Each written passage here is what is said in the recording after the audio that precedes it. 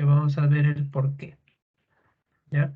Muchas de ellas, muchas de las mujeres no son diagnosticadas y recuerden que estos estudian capítulos extensos en infertilidad, porque en los últimos años es una causa muy común de infertilidad, ¿ya? Antes no, como vamos a hacer un cuadro que lo voy a presentar más adelante, pero últimamente es muy común la infertilidad. Y este síndrome, pues durante muchos años tuvo este nombre, ¿no? Síndrome de Stein-Leventhal, ¿no? Por los médicos que estudiaron esto por primera vez en pocas mujeres, miren, solo en 7 mujeres, en la que encontraron síntomas clínicos en que tenían todas ellas obesidad, hirsutismo, acné y problemas de la regla, amenorrea. Las asociaron con poliquistosis ovárica. Entonces ellos le pusieron a este hallazgo como síndrome de Stein-Leventhal, ¿no? Se conoció así durante muchos años. Mire desde cuándo se sabe de este síndrome, ¿no? Año 35 del siglo pasado. Ya después se fueron estudiando más esto, se encontró que era un problema hormonal básicamente, se siguieron haciendo más estudios, se encontró que el LH era elevado, se encontró después que había resistencia a la insulina en estas mujeres que tenían este síndrome, además de ya la descripción por ultrasonografía de el ovario poliquístico, ¿no? En la que se dan diagnósticos y por último en Bethesda del año 90 se dan los criterios diagnósticos que vamos a empezar a revisar, que fueron cambiando con el paso de los años, ¿no? Antes de empezar todo ello vamos a tratar de centrar y conocer y recordar básicamente, porque ustedes conocen todo esto, definición de ciertos términos, ¿no? Hiperandrogenismo, hiperandrogenemia es sangre, en sangre, disfunción ovulatoria y morfología ovario poliquístico. Hiperandrogenismo es la clínica de una hiperandrogenemia, ¿no? Exceso de andrógenos en sangre me puede dar clínica de hiperandrogenismo. Entonces, ¿cómo se manifiesta este exceso de hormonas masculinas en las damas? Con hirsutismo, acné y alopecia androgénica, ¿no? Se les va a caer el cabello, van a tener cierto problema de ello. Recordemos que las causas de hirsutismo son múltiples. Acá está toda la mayoría de las causas más importantes, ¿no? Problemas endocrinos, hipotiroidismo, acromegalia y otras, adrenales, hiperplasia adrenal, tumores. Pero acá, en ovario, ¿no? Tenemos el síndrome de ovario poliquístico como causa de hirsutismo, ¿no? Entonces, cuando hay hirsutismo, se tendría que estudiar todo esto o descartar, en todo caso cuando estamos haciendo un estudio o una confirmación diagnóstica de esta patología que estamos hablando hoy día, si hay duda diagnóstica, tendríamos que descartar las otras patologías que estamos viendo acá, ¿no? ¿Ya? Pero si no hay nada descartado, nos quedamos con síndrome de ovario poliquístico. Entonces, el hiperandrogenismo clínicamente se evalúa a través de las escalas, estas que nos han enseñado en Dermato, ¿no? De Ferryman-Gallwey, de hirsutismo que van teniendo las damas en zonas en que ellas no deberían tener, ¿no? Es andrógeno dependiente, ¿no? En la que los varones deberíamos tener. Y de acuerdo a eso, pues se da la escala que ustedes conocen y vemos el hirsutismo en ellas, ¿no? Acá está la escala, se va dando puntaje de acuerdo a dónde van teniendo o dónde va apareciendo el vello. Miren, estos son óleos conocidos, ¿no? La mujer barbuda es una mujer la que está cargando este bebé, no es el varón. Entonces, ya desde siglos antes se ha conocido esta patología de hirsutismo, ¿no? Luego tienen como manifestación de exceso de andrógenos también el acné, ¿no? Obviamente que ahí hay un problema, ¿no? Porque esta enfermedad también se presenta en mujeres jóvenes, en adolescentes, y el acné es común en esa edad, ¿no? En la adolescencia, en pubertad. Entonces, a veces no le hacemos caso al acné, pensamos que es solamente parte de su desarrollo y resulta muchas veces que están teniendo este síndrome, ¿no? Y lo peor es que las jovencitas, los primeros 5 años, en la que se dice que su ovario empieza a madurar durante 5 años y todo sería normal, también tienen trastornos de la regla. Y a veces echamos la culpa a eso y no evaluamos más, ¿no? En cuanto al acné, puede ser lo que ya conocen ustedes, de leve, moderado a severo. Se puede medir el tamaño de los comedones o microcomedones, hasta incluso hay acné quístico y severo, ¿no? Bustular incluso, ¿no? Eso ya no voy a ahondar más. Entonces, la presencia de un acné recurrente que no se trata con nada, los dermatólogos lo primero que hacen, enviar al ginecólogo para que descartemos una poliquistosis y de repente ya con la clínica sea otro tipo de tratamiento, ¿no? Porque esto no va, si es el síndrome de ovario poliquístico asociado a esto con le den el tratamiento que le dé el dermatólogo no sirve, no sirve simplemente, ¿no? Ya con el manejo hormonal que hacemos va a revertir todo esto. Y decíamos que también como manifestación de exceso de andrógenos en estas damas, se les va a caer el cabello en zonas andrógeno dependientes también, ¿no? En algunas zonas en región frontal y parietal, y eso se va a observar clínicamente también. Entonces, recuerden, tres características de hiperandrogenismo, ¿no? Y eso es causado por exceso de andrógenos en sangre. Entonces, nosotros, para diagnosticar esta patología, no basta con tener pues una ecografía que lo hace Quito Cerván diciéndote que es ovario poliquístico. No, se necesita de exámenes, como vemos acá. Tengo que demostrar que esa mujer tiene exceso de andrógenos. Y lo tengo que demostrar, ¿no? Entonces acá están los exámenes que tengo que hacer, ¿no? Esta silla gamer me incomoda, no sé cómo se lo usan los chicos. Acá están algunos exámenes, testosterona, total, libre, androstenediona, dehidroepiandrosterona. Entonces, ven acá que todas son hormonas masculinas, ¿no? Son hormonas masculinas, que tendría que hacer una evaluación en estas mujeres.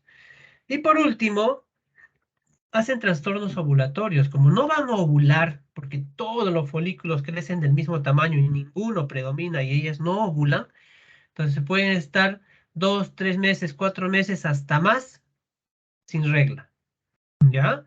Hacen anovulación, amenorrea, depende del tiempo, y son irregulares, ¿no? Entonces, una mujer irregular con sus ciclos, miren, la probabilidad de que tenga síndrome de ovario poliquístico es de un 91%. Hay que reevaluar esas mujeres que tienen trastornos de la regla, ¿ya? Más aún en jóvenes. Y la morfología de ovario poliquístico, como les decía hace un ratito, no es pues que le tome cualquiera y ni siquiera miden volúmenes, simplemente les parece que están viendo folículos ahí y lo informan como poliquístico. Ojo, cuando una mujer está en el día 8 o 9 del ciclo, hay varios folículos formados, pequeños, y podría simular un ovario poliquístico. Pero no solamente basta con eso, nosotros tenemos que medir el volumen del ovario. Recuerden que el volumen del ovario está entre 3 a 5 centímetros cúbicos.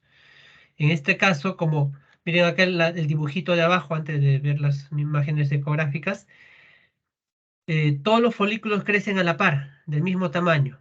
Ninguno predomina, ¿no? Como en ovario normal, ninguno predomina, ninguno gana. Entonces, al crecer todos a la par, hacen que el ovario sea grande. Imagínense 20 a 25 folículos de 8 milímetros, todos ellos. Va a ser un ovario gigante, gigante, que sobrepasa los 10 centímetros cúbicos. Yo he evaluado 18, 25 centímetros cúbicos de ovario, gigantes al costado del útero, parecen tamaño del útero los ovarios. Ese es el ovario poliquístico, no lo otro, ¿no? Un ovario de tamaño normal no puede ser poliquístico, pues, ¿no? Entonces, mucho cuidado con eso. Entonces, acá vemos algunas fotos, unas ecografías, perdón, de eso, ¿no? Ovarios poliquísticos, ¿no?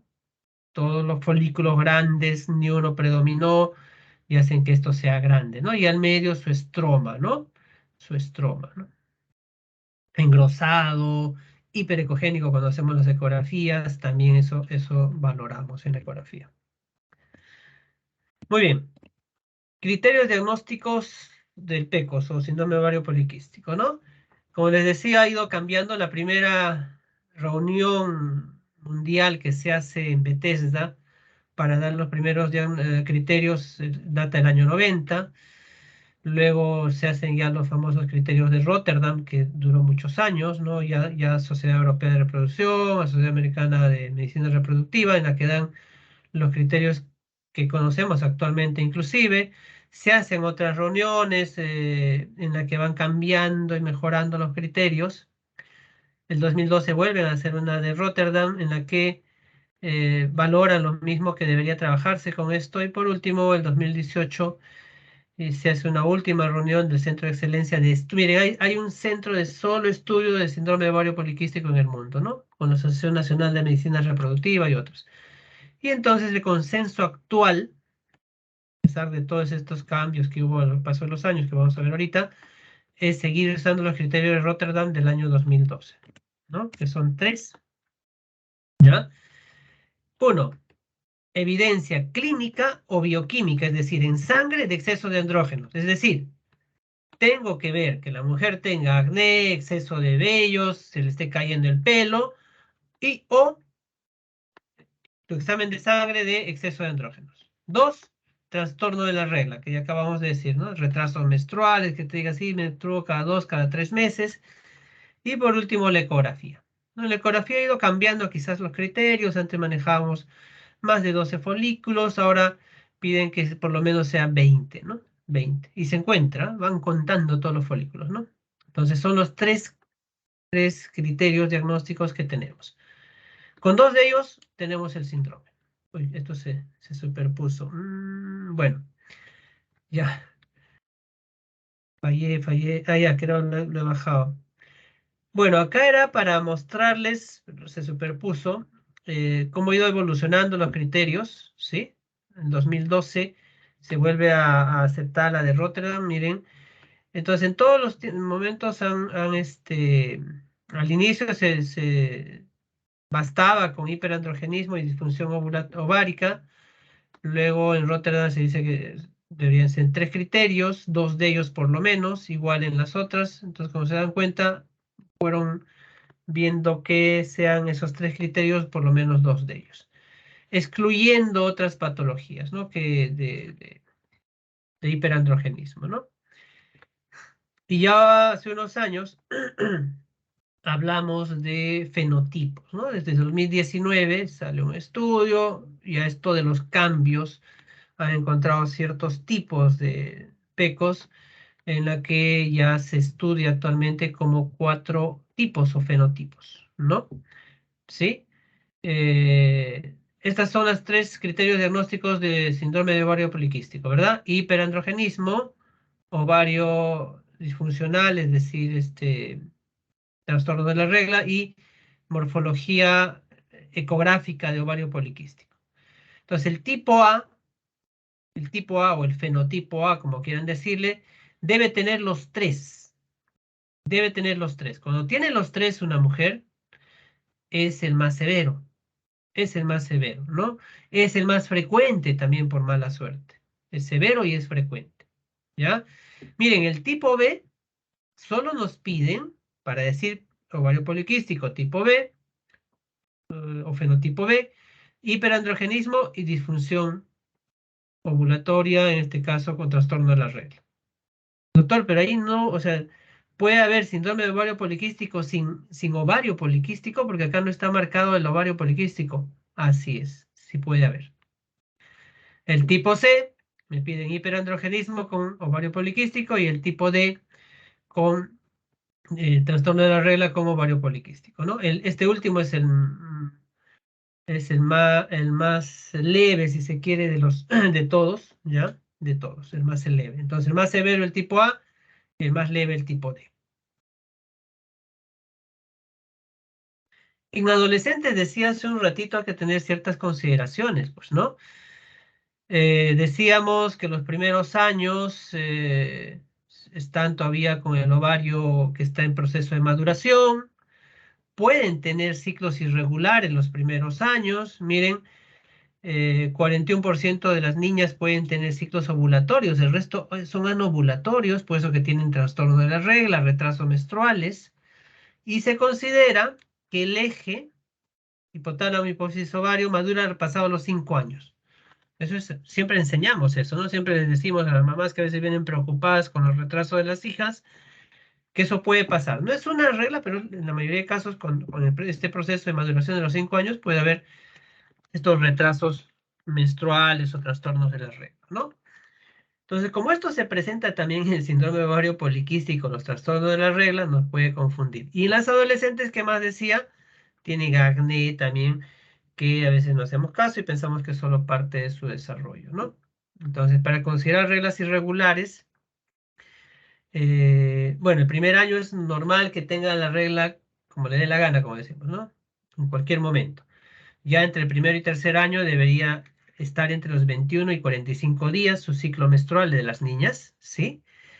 Y ya del tercer año en adelante debería estar entre 21 y 35 días su ciclo menstrual. ¿Estamos? Todo lo demás sería irregular. Todo lo demás sería irregular, ¿no? Eso ya lo sabemos. Y en ellas, también la morfología ovario poliquística, o sea, por ecografía, es aumento del volumen ovárico, como dije, hay muchos folículos, pero como ellas todavía están teniendo estos ciclos irregulares, puede tener esto en algún momento y nos puede confundir el diagnóstico, ¿no? Por eso es importante hacer el estudio hormonal, ¿ya? ¿Por qué se da esta enfermedad? Se habla de factores que influyen en la aparición de esta enfermedad, ¿no? Y acá vemos un montón de factores, toda una lista. Actualmente hay libros de solo síndrome de ovario poliquístico. Hay libros de 200 páginas de solo síndrome de ovario poliquístico. Y los estudios continúan, los hallazgos continúan. Entonces vemos una serie de factores, desde neuroendocrinos, la dieta, epigenéticos, genéticos, inflamatorios, ¿no?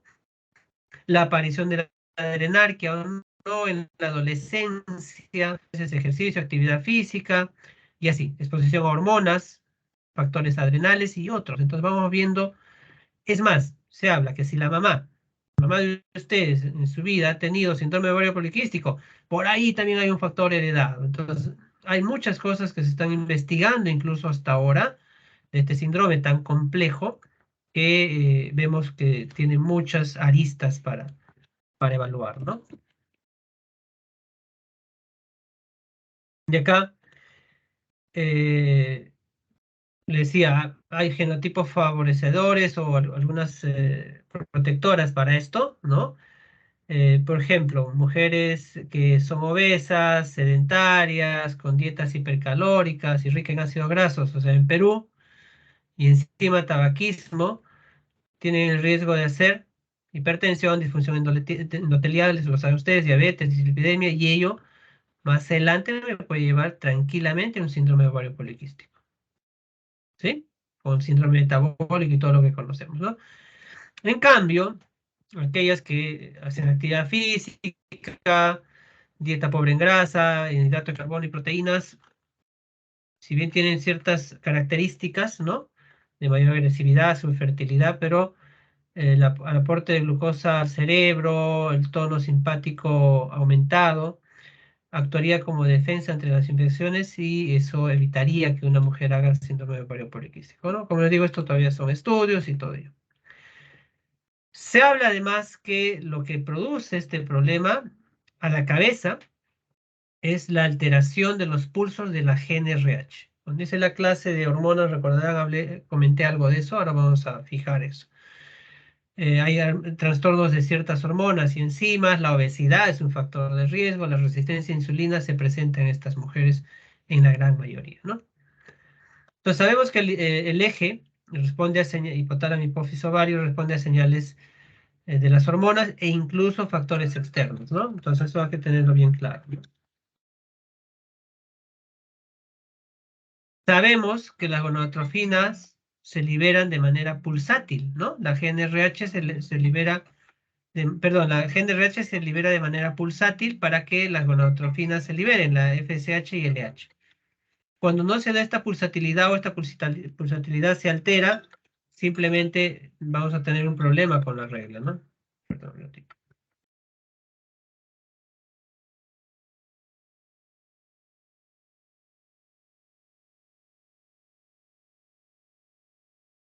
Un segundito, disculpen.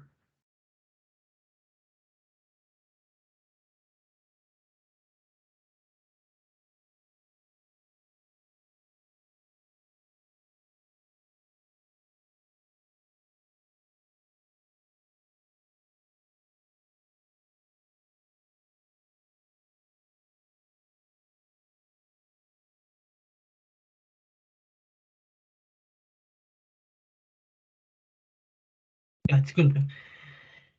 Entonces, la pulsatilidad, la salida de la GNRH en pulsos va, y de acuerdo a esa pulsatilidad, ¿no? Que vemos acá, miren, a lo largo del ciclo, pulsos un poquito más prolongados y menos al inicio, pero en mayor cantidad, si se quiere, pero pulsátil, hace que se libere al inicio la FSH, que es la hormona folículo estimulante, y después baja un poquito los pulsos para que se libere la hormona luteinizante.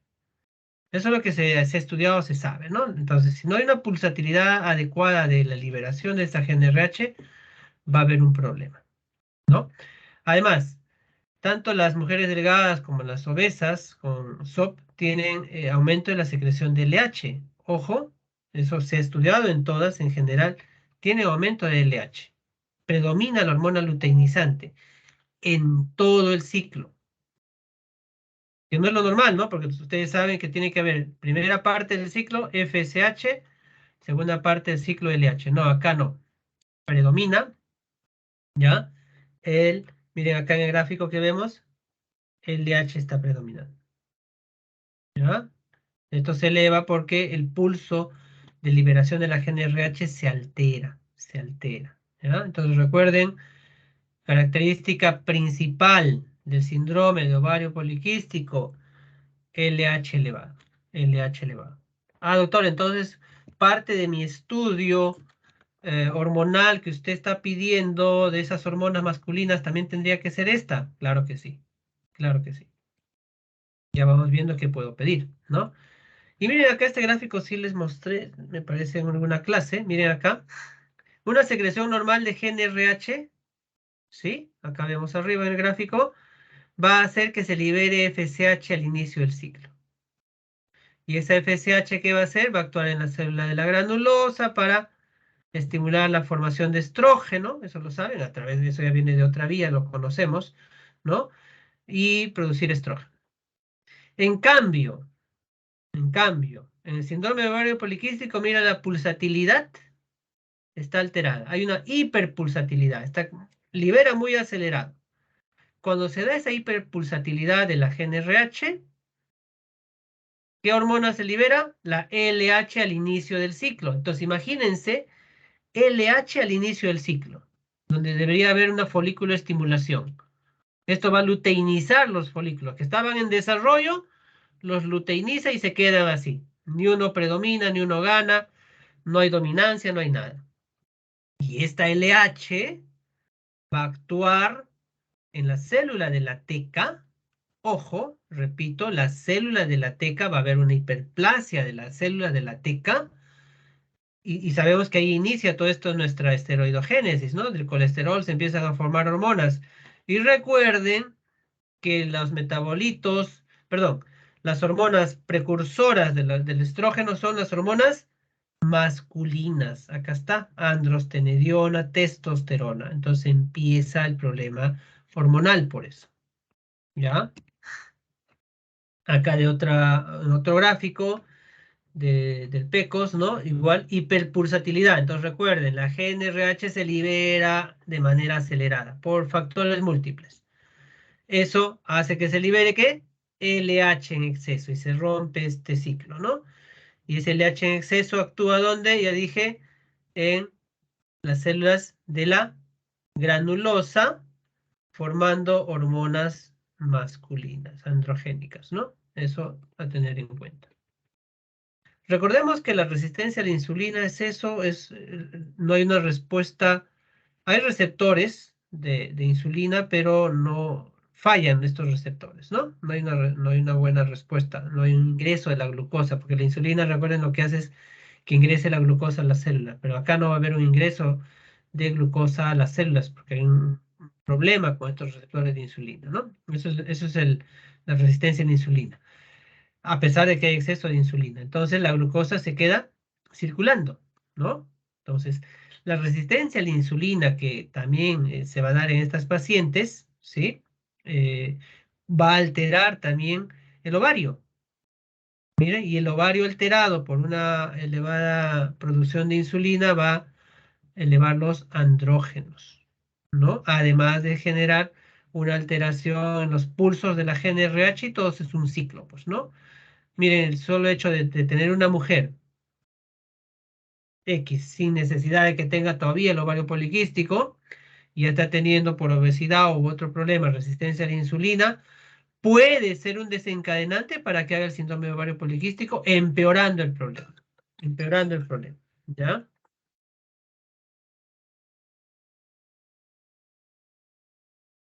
Entonces, esta resistencia a la insulina, ¿qué provocaría?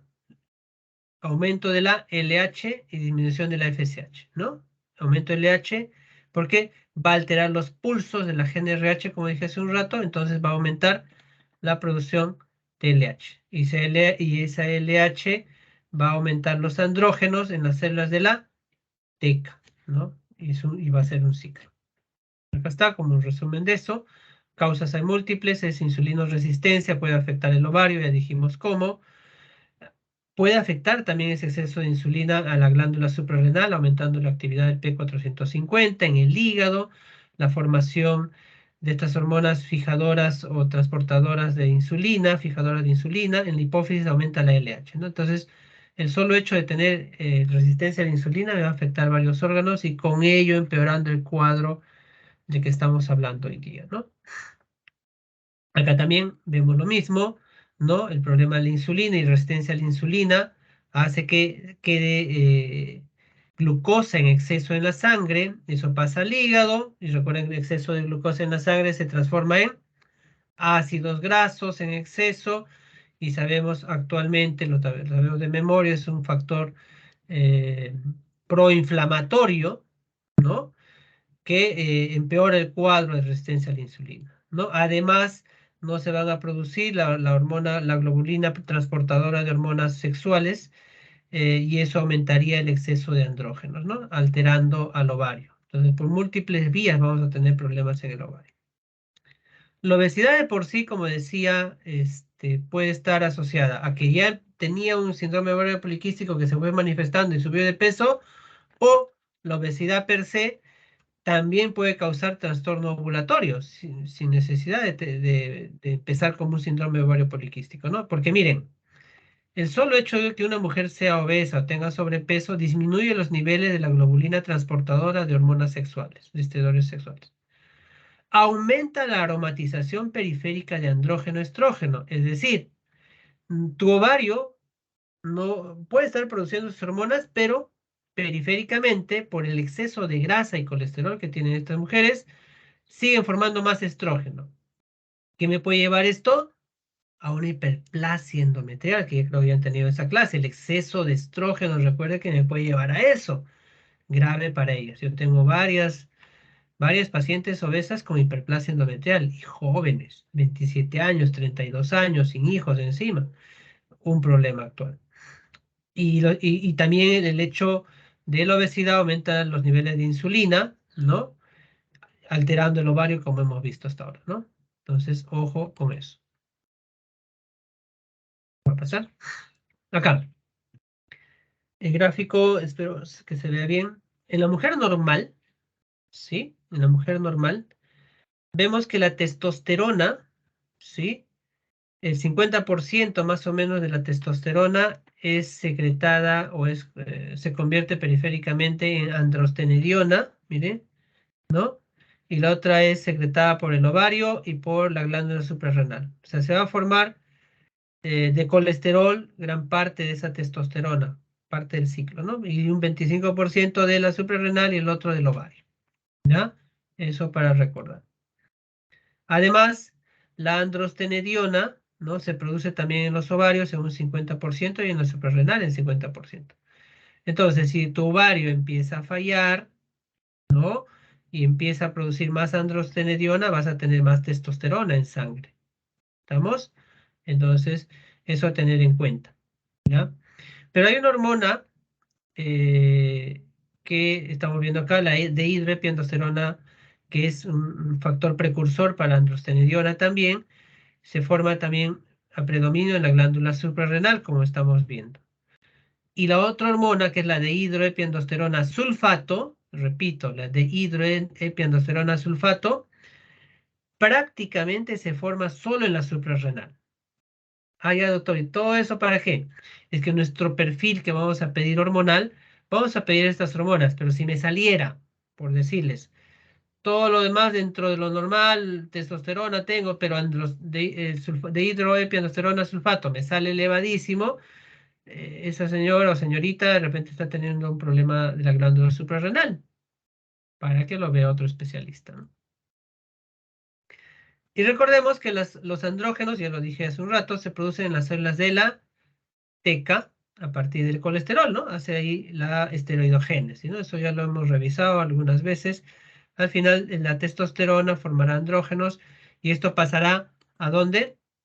¿No? A la célula de la granulosa, acá vemos, la teca se formó los andrógenos, eso pasará a la célula de granulosa y por el influjo de la FSH,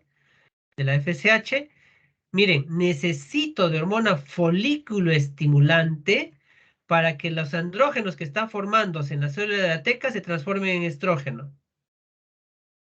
¿Y qué es lo que le falta a las mujeres con síndrome de ovario poliquístico? Justo esa hormona. No se está formando en cantidades adecuadas. Más LH, LH, LH nada más. Entonces, como no tiene esta hormona, se quedan en andrógenos. Por eso que empiezan a hacer hiperandrogenemia, ¿no? Con los signos de hiperandrogenismo, ¿no? Eso es lo que tienen que entender, por favor. ¿Y por qué no ovulan? Por lo que acabamos de decir, pues no. Todos crecen a la par, ni uno predomina. Eh, además, como no hay una respuesta hormonal adecuada, no hay una función adecuada de los folículos y por eso la mujer deja de ovular, ¿no? Parece una paraovulatoria. Pero ¿cuál es el problema? Retrocedo, disculpe. Se quedan todo en folículos preantrales y antrales. Y recuerden los folículos que producen estrógeno, ¿sí? Además de estar produciendo en exceso hormona masculina, estrógeno. Entonces, el hecho que esté en ovulación puede hacer que esa mujer, el exceso de estrógeno, actúe en el endometrio. Y ya les enseñaron a ustedes que exceso de estrógenos en endometrio me puede llevar a una hiperplasia hasta un cáncer endometrial. Les decía que está en estudio, ya se ha demostrado muchas cosas en esto. Se sabe que es por herencia también, ¿no? Transmitida a ambos sexos, patrón autosómico dominante, hay mutaciones, hay factores de riesgo ambientales que hemos estado viendo, ¿no? Los genes implicados son estos con nombre propio, ¿no? Eh, hay estudios incluso que han ligado al cromosoma X, ¿no? Eso todavía está en estudios, ¿no?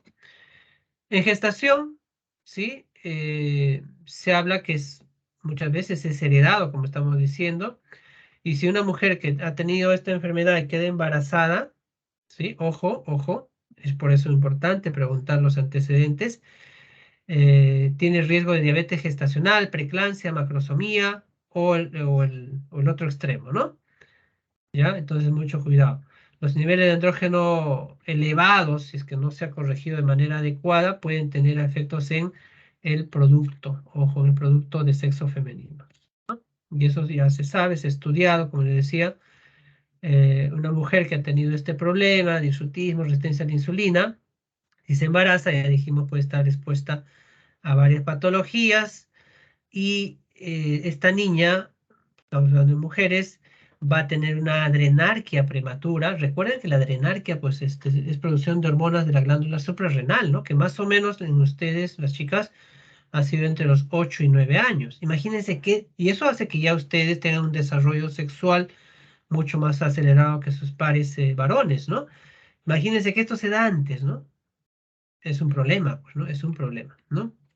Entonces ya se sabe que esto va a evolucionar con alteraciones a lo largo de la vida de esa niña que la madre tenía esta patología, ¿no? Entonces, hablando o resumiendo, hay factores de riesgo genéticos, de dieta, estilo de vida y riesgos ambientales. Ha salido hace unos estudios en los que decían que ciertas grasas y proteínas de la dieta o productos finales de glicación que tiene este nombre contribuyen al aumento de la inflamación y con eso se relaciona a diabetes, enfermedades cardiovasculares, pues, ¿no? Entonces, ¿qué riesgos tiene para la salud tener síndrome de ovario poliquístico? Muchos, ¿no? En muchas áreas puede afectar a la mujer. Acá hay algunas. Trastornos psicológicos, imagínense tener todo esto, sobrepeso que no puedes controlar, vellos en sitios que no debes tener, acné recurrente a los 35 años y no puedes controlarlo con nada, ¿no? Trastornos de la regla y todo ello, ¿no? Entonces, depresión, ansiedad, el dermatológico lo acabo de comentar, trastorno metabólico, hacen obesidad, ¿no? Insulinoresistencia, diabetes, trastornos en el sueño, ¿no? Miren, uno de los factores, dentro de los factores de riesgo para el síndrome de apnea obstructiva del sueño está el síndrome de ovario poliquístico. Trastornos en la fertilidad. Les decía que esto es un tema que se estudia en fertilidad, ¿no? Entonces, hay muchas áreas, muchos problemas para la mujer. Y además de eso, me puede causar cáncer, ¿no? Miren, el riesgo de tener cáncer endometrial, lo acabo de decir el por qué, cáncer ovárico y otras enfermedades, hipertensión, enfermedades cardiovasculares, es alto en mujeres que tienen este problema. Entonces, a tener en cuenta, ojo. Muy bien. ¿Cómo diagnosticamos? Bueno, ya lo tenemos más claro, creo. ¿Sí? Las tres características del PCOS, anovulación o trastorno de la regla, eh, índice de masa corporal elevado en la gran mayoría, no es una regla al 100%, y obesidad de tipo abdominal, ahora vamos a recordar eso, y signos de hiperandrogenismo, ¿no? Lo que acabamos de decir. En mujeres que ya tienen resistencia a la insulina, obesidad, tienen acantosis nigricans, muchas de ellas, ya sabemos el por qué se da esto, ¿no? Entonces, hiperandrogenismo, hay que evaluar, ¿no? La mujer, en qué grado está, cómo está el acné, si hay acantosis nigricans, recuerden que eso se debe a hiperandrogenismo como también a resistencia a la insulina, galactorrea en algunos casos, infertilidad. Estos son estudios antiguos, miren, lo muestro porque es importante la evolución de esto en los años, ¿no? Al inicio, el signo más frecuente, los signos más frecuentes, pues eran el hirsutismo, ¿no? Los trastornos de la regla y por ahí la obesidad, pues no eran lo más frecuente, ¿no? El hirsutismo predominaba. ¿El hirsutismo sigue igual? Sí, sigue igual, predomina casi en todos los estudios, últimos incluso. Pero miren, ha ido subiendo, ¿qué? Los problemas de fertilidad. Muchas mujeres con problemas de fertilidad tienen esta patología. Pues hay que solucionar primero eso y bueno, lo demás va a ir regresionando con el tiempo, pero hay que solucionar y hay que pensar en eso, ¿no? La obesidad que hablábamos que da en este tipo de casos es la obesidad central, ¿no? O centrípeta, como nos han enseñado, ¿no? Porque la otra es la periférica, que es más caderas, en cambio acá es más distribución central, ¿no? En abdomen. Ese es para el criterio clínico de diagnóstico, ¿no? Criterios laboratoriales, ya lo hemos ido mencionando, hay que pedir la testosterona, androstenediona, dihidroepiandrosterona sulfato, además de prolactina, perfil tiroideo, lipídico, por todos los problemas que está teniendo la mujer, glucosa, LH, LH, eso sí, insulina y recomiendan incluso test de tolerancia a la glucosa. ¿Sí? Entonces son varios exámenes que hay que pedir, no solo para el diagnóstico de la patología per se, sino para ver si ya tiene otros trastornos asociados, ¿no? Que hay que ir mejorando. Tiene que hacerse una ecografía, si todavía no ha tenido relaciones, hay que hacer una ecografía pélvica, y si ya tuvo una transvaginal, que nos ayuda bastante, ¿no? Entonces, se mide el volumen del ovario, se ve la característica clásica de estos tipos de síndromes, ¿sí? Y se trata de contar inclusive todos los folículos que están ahí grandes, ¿no? Acá vemos, el volumen ovárico tiene que ser mayor de 10, como decía. Acá vemos varias fotitos, pero repito, no es solo que yo vea esto y no, hay que medir el volumen, hay que contar, hay que ver las características del estroma, cómo está, ¿no? Son varias cosas. Acá incluso tengo otras, las que tomamos en 3D, ¿no? Miren cómo se ve de bonito el ovario poliquístico, ¿no? Y recuerden que esto se da porque se detiene su crecimiento en un momento determinado, ¿no? El desarrollo de los folículos. Este gráfico, recuerdan que les mostré hace unas clases atrás, esto, ¿no? De las fases de formación de los folículos, ¿no? Reclutamiento que se da en el ciclo anterior, luego selección, dominancia. Acá se quedan prácticamente en la fase de selección. Ahí nada más, y no crece, porque como no hay folículo estimulante, no crece ninguno. Todos se quedan como folículos preantrales y antrales, que pueden llegar hasta 7, 8 milímetros, como vemos acá, ¿no? Y eso es lo que se va a ver pues en las ecografías. Los folículos recuerden que son bolsitas llenas de agua, por eso que se ve así como pequeños quistecitos, pero sabemos que no son quistes, el término en realidad no es el más adecuado, son folículos en realidad, ¿no? Pequeños folículos que hacen todo un global de muchos folículos que parecen quistecitos. Entonces, eso es lo que pasa, ¿no? Y acá vemos, miren, por ejemplo, esto es un corte de un útero, de un ovario con poliquistosis, ¿no?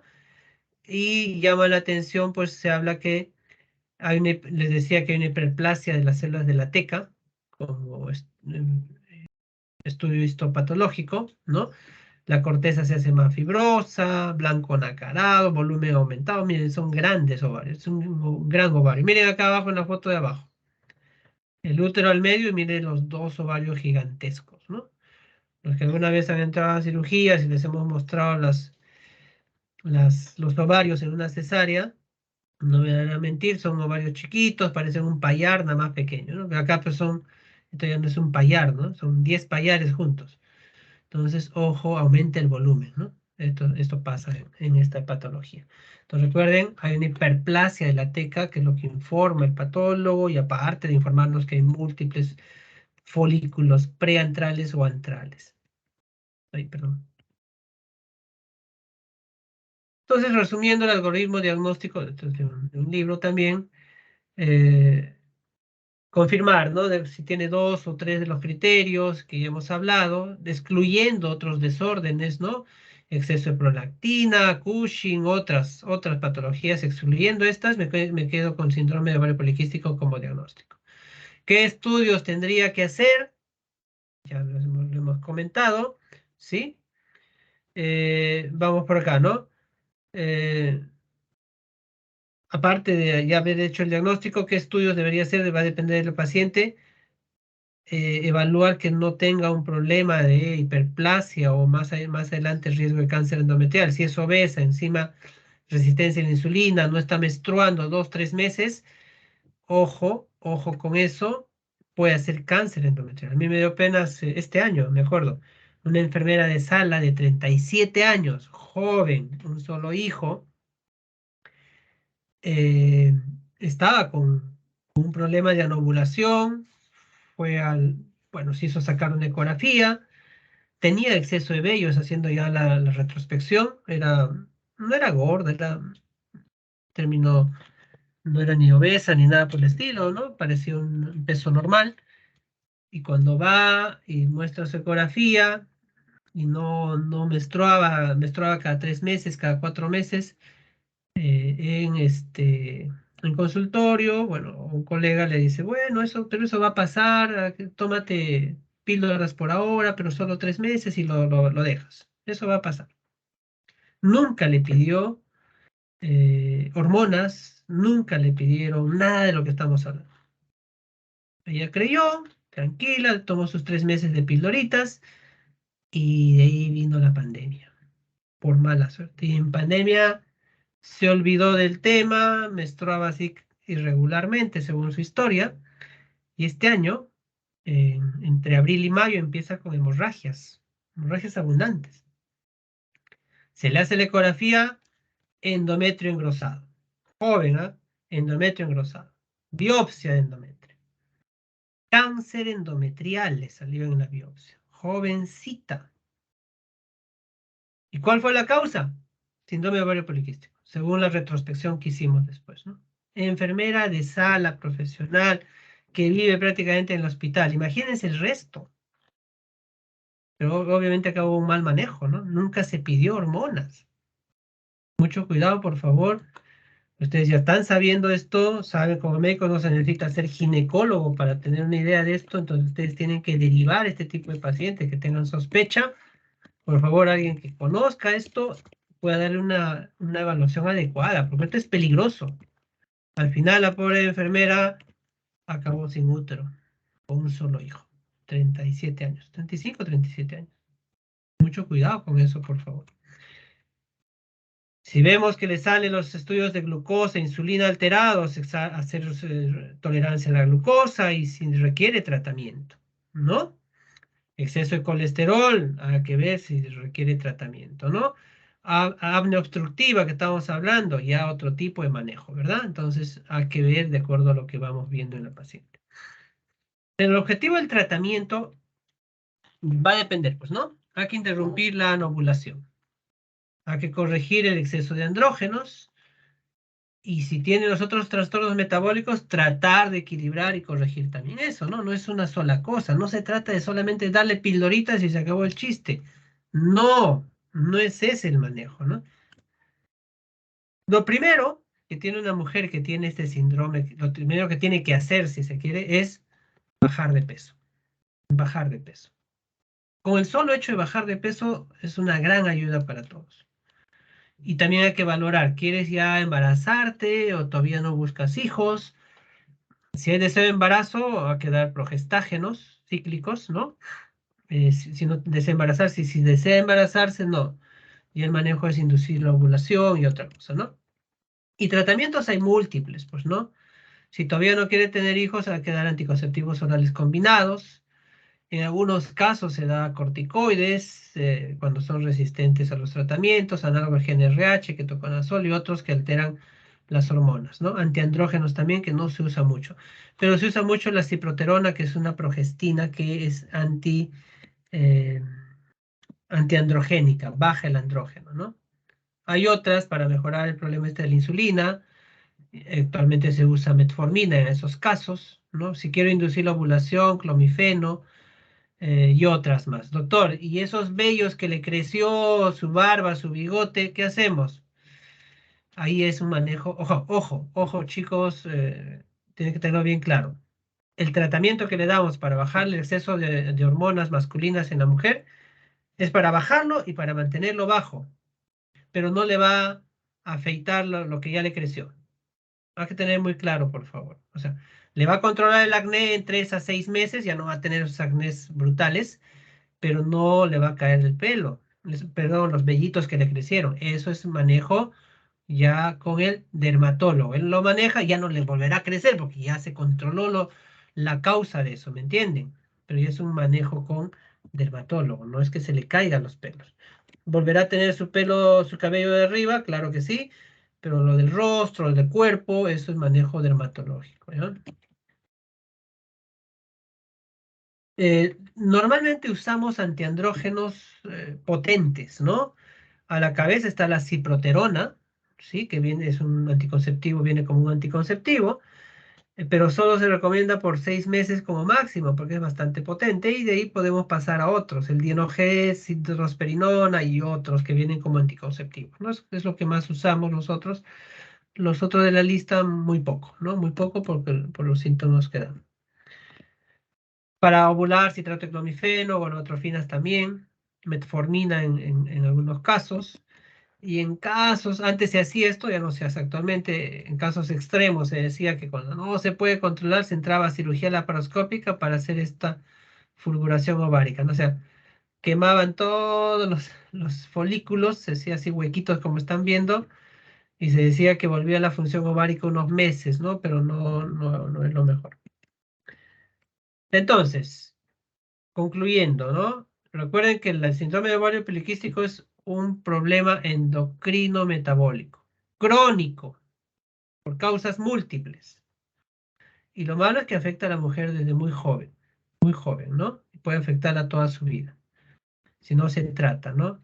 Y le decía que no solamente es manejar la infertilidad o manejar ciertas cosas, es todo un manejo global, incluso con endocrinólogo, dermatólogo, ginecólogo, si ya tiene otros tipos de trastornos, psicólogo y más, médico internista, o sea, eh, nutricionista, hay muchas aristas en esto, como hemos visto, ¿no? Entonces no es tan sencillo el manejo, ¿ya? Muy bien. Hasta tiene su mes, ¿no? En septiembre se celebra este, el manejo, el control de esta enfermedad, ¿no?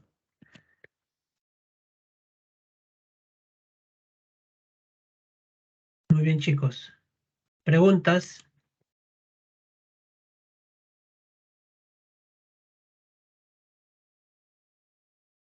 ¿Preguntas?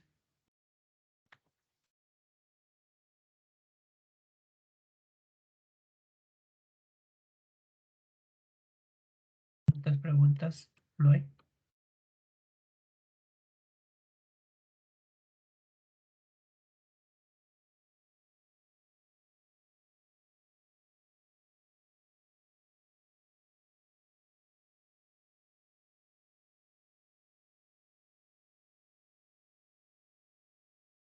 ¿No hay preguntas por lo que veo? Muy bien. ¿Se me escucha, verdad? ¿O sigo mudo? Creo que Sí, se le ando... escucha, doctor. No, Vaya. se le escucha, doctor, se le escucha. No he entendido todo, no he entendido nada. Ya muy bien, chicos. Si no hay preguntas, ahí quedamos. Nos estamos reencontrando. Cuídense. Buenas tardes, doctor. Gracias. Buenas tardes, doctor. Gracias, doctor.